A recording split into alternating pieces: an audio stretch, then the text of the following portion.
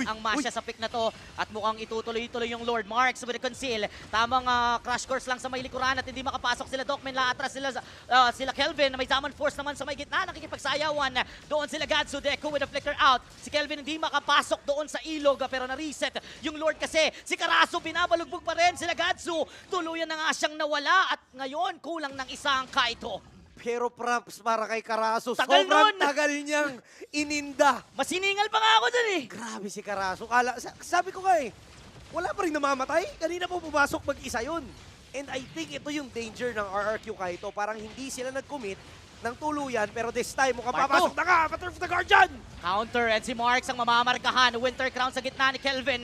Pero tuloy yung palakpak ni Deco. Pinagkakamot. Si Kelvin at si Gads ang makakasecure ng kill. Hindi na nila pinansin yung Lord kasi apat na ang nakahandusay mula sa RRQ Kaito. Maaari ata sila mag-push dito sa mid tsaka sa bottom lane at mukhang ang plano na ng TNC Voltes dito ay tapusin na kagad yung laban. Mag-isa si Mingguin habang apat naman ang kanyang kalaban.